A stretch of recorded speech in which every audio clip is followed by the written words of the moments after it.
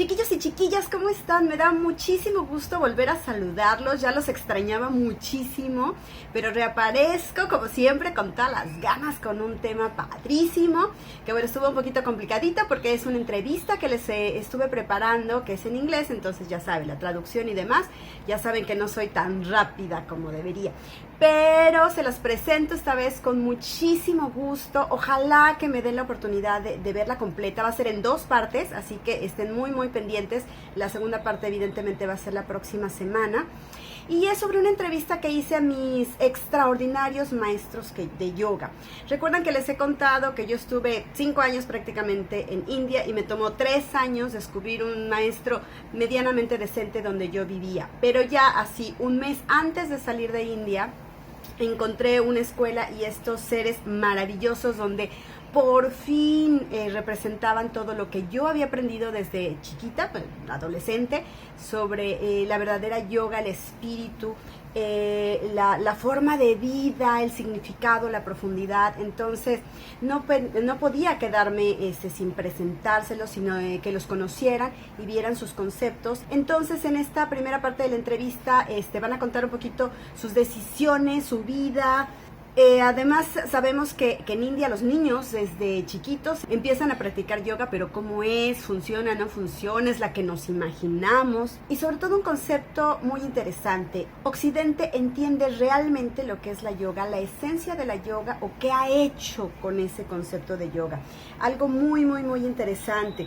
Y finalmente quitarnos un poquito los prejuicios, ¿no? Rascarle y saber si India realmente es el paraíso de la yoga. Todo el mundo creemos que vamos a India y entonces aterrizamos y ya estamos iluminados y ya aprendimos yoga, ¿no? Y todos son los mejores.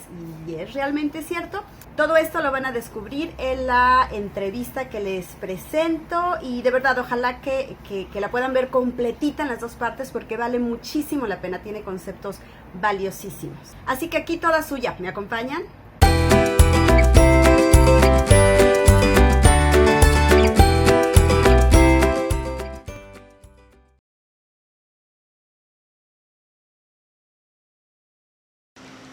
My name is Lona, and originally I'm from the Czech Republic. Wow, it's a long story, so I try to shorten it. Basically, 5 years ago, I decided that my life, which is working for big companies and corporate life, it's not fulfilling. And it's bringing comfort, but in a way that the way we create the comfort, so which means the security about having a job, having the finances and living the comfortable life. However, inside wasn't the same feeling. So I noticed that that's something what we created as a society, and going the same path, all of us, and striving for the careers and whatever. So I listened to the feeling inside, which I felt that there is a big hole, there is no fulfillment and something is missing, and that hole was to have some time for myself, to really realize who I am and to connect with the true peace in world. So I decided to quit my job, as there was no time to do that, or little time, and start the journey for the higher purpose, whatever it means. And I left my job. I sold everything, all my belongings, including my house. That made me realize how little value these things have. But I was happy to offload, no matter what. So I offloaded. I didn't want to come or set up a new journey with some burdens and with some strings pulling me back. And that was the best feeling of freedom, to getting rid of all these things and remain just with the backpack. And then the journey started. Of course, I was having already some affairs with yoga that time. That started a very long time ago, 25 years. So I tried to fit it in that current life whenever it's possible. And it was the only things in life which I found myself, and I found that peace in me. So that was the first signs. So the full journey obviously started to going deeper into that practice. I left not my country, England, that time I was living in UK. And I appeared in India, first in Nepal, and I had some injuries also from different yoga practices. So I have big pain in my hips and torn ligaments, which were limiting me, my practice.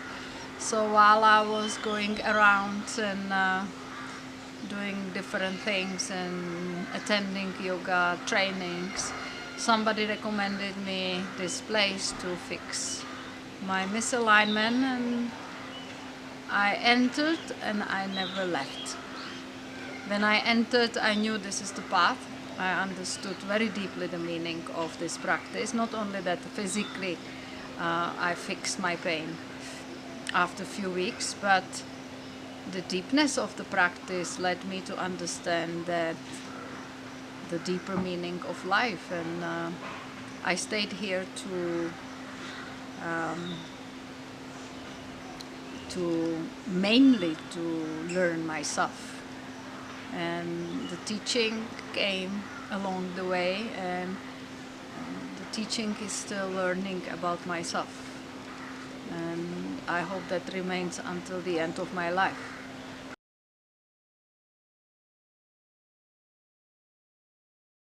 When I started with yoga, that was indeed in UK, but because of my job I traveled the world. So I was privileged to try yoga actually in every place in this world. From Alaska to Japan to New Zealand. So my job was only traveling. I discovered that in many places, and I have many experiences with very fancy places. One of the places I used to live was LA in the States. When I get my very, I would say, heartbroken experience, that's the first time I came from yoga practice home and I was crying for 1 hour. I still remember that. Because it was a fancy competition of clothes and of very high, physically demanding poses. So the class started with this pose, if I remember correctly the name, it was the bird of paradise. When you lift the leg up, like literally the leg is here and you're holding it up, and that was the starting point of the class. So I got these experiences that I said, oh my God, I'm not a quitter, so I'm just okay, let's go through it somehow. I just simply don't put the leg there. And going far from the roots, from the purity of what yoga really is. And I think it's very simple. It's not only yoga, it's anything in life. We are very good humans. We take something and we mold it that way that it's fitting in our life. So we don't need to change anything. We just fit it in our life. And yoga became a very fast type of exercise. If it's a power yoga or I don't know, fitness yoga, nowadays in fitness you have yogas, Bikram yoga, or any style of yoga. So it's becoming, I would say, a fashion to have some style of yoga.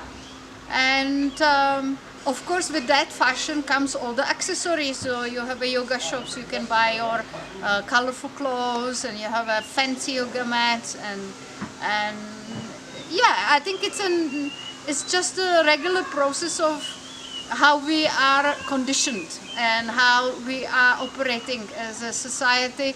When anything is on the demand, we're very fast, and many people are very fast to take it and make it a business. So yoga became something oh, you do yoga, it's very cool.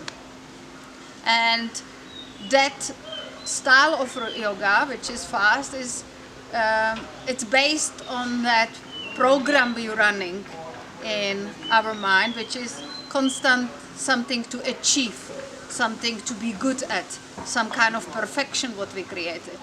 And it's very easy to get people to this style of yoga because it's fitting in that mindset.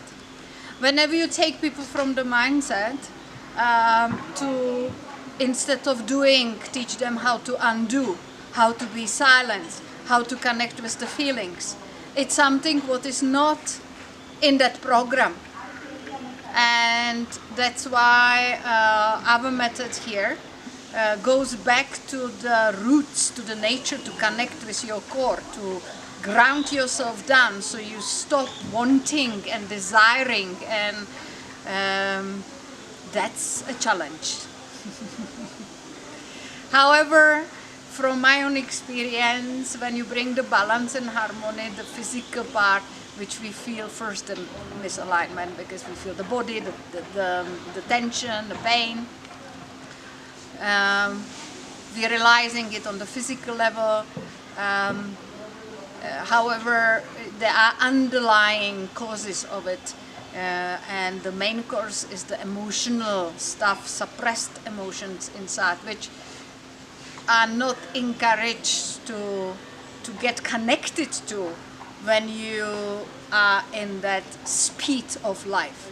So if the yoga become that same concept as our life, the speed and the achievement, we are not connecting to the root of our suffering and not getting that benefit which yoga was initially invented for.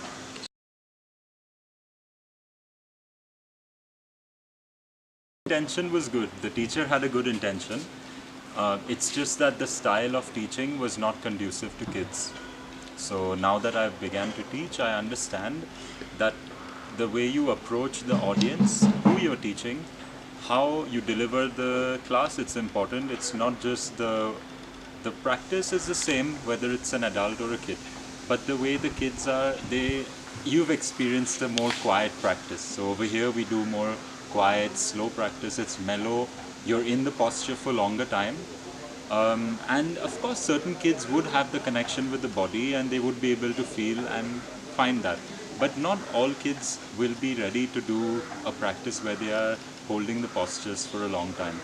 So this was the biggest downfall of that class, is that asking the child to meditate but not explaining it. So I think if the class was explained with a bit of philosophy but making it into a story from Hindu mythology with all the animal characters and the different kind of fairies and demons and stuff, this could have been a bit more exciting for the kids to ground them first in the class. And then of course with kids, you don't force them to do something that they don't want. If they want to, if they have more energy, you make them jump around, you make them move, and then within that you start introducing the more subtle things about the practice. I would have approached it.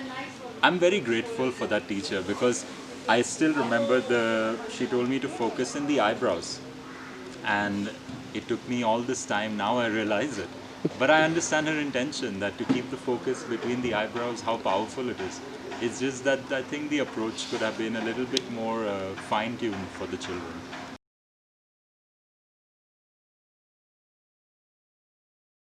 Actually, it's very sad this time in India that the Indian people are quite disconnected from their bodies. So it's not what you believe that you enter India and everyone is spiritually realized or they can do some yoga practice with their bodies. It's not true.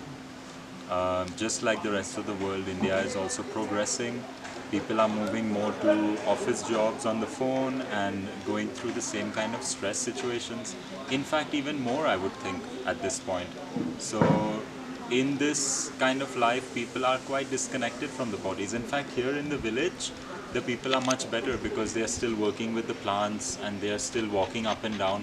But in the cities, you cannot generalize and say that India as a whole is place for yoga. Of course, you can find the pockets of places, but even within that, there's a lot of commercialization, and the essence of the yoga practice has been lost for whatever reason. So that essence comes from, of course, finding the right ashram or the right teacher, but then keeping that authenticity, not making it convenient for you, not doing yoga because it's some kind of convenience, or making the yoga convenience for your life. It's keeping the authenticity of the yoga. To read the old texts of yoga, it's very important to read the sutras of Patanjali, to read the Hatyo Pradipika, to read other books that connect you to the authenticity of the yoga. It's otherwise India is just the same. I mean, maybe the knowledge is still there, but if the Indians don't maintain this knowledge, there's a chance that it will be lost in a few generations. So I encourage definitely the Indians to practice more, and they need more awareness in their body. They need more spiritual realization, because India is very religious but not necessarily spiritual, and there's a big difference, because the person who goes to the temple and then is cunning in the business world, this is not spirituality, this is hypocrisy, it's a dual kind of life. So being religious and being scared of God or scared of some higher power, this is not yoga. Yoga is about being one with the earth, being one with nature, and finding that truth and living that truth. So this is what I would say about India and yoga right now. ¿Qué tal? ¿Qué les pareció? ¿A poco no es fascinante lo que nos comparten estas dos personalidades de diferentes partes del mundo, con diferentes experiencias? De hecho, Mohit tuvo la oportunidad de haber participado en el mundo de los negocios y también como modelo. Por acá abajo les voy a dejar las ligas para que los conozcan mejor y sepan todo el trabajo que siguen haciendo en diferentes partes del mundo, con diferentes caminos, con diferentes aproximaciones y por diferentes razones que al finalmente se conjugan el vivir la yoga desde su más íntima y honesta verdad. Entonces, pues ojalá que les haya gustado y que me acompañen la próxima semana a la segunda parte, que es igual de enriquecedora, de valiente, de profunda, de interesante. Entonces, espero que no se la pierdan. Y ya saben, chicos, si les gustó, sus likes, que nos ayudan tanto a quienes estamos produciendo este tipo de contenidos, que se suscriban, pero que se suscriban, por favor. Estamos creciendo mucho la comunidad, pero luego no me ven, chicos. ¿Qué pasó? Espero que me quieran seguir acompañando, que estemos compartiendo esto, que me manden sus dudas, sus comentarios, sus experiencias, para poder seguir creciendo no solo en números, sino en calidad, ¿les parece? Así que si también creen que a alguien le puede ser útil todo este conocimiento, de repente todo el mundo está practicando yoga, entonces yo creo que es bien importante y bien interesante que se echen un clavadito a esta entrevista, ¿no creen? Así que ayúdenme a compartirla, ayúdenme a transmitir todo este material tan interesante que me hicieron el honor de dar estos dos grandes maestros que conocí y que hasta la fecha seguimos en contacto. Pues les mando muchísimos besos y cuídense mucho y nos vemos la próxima semana.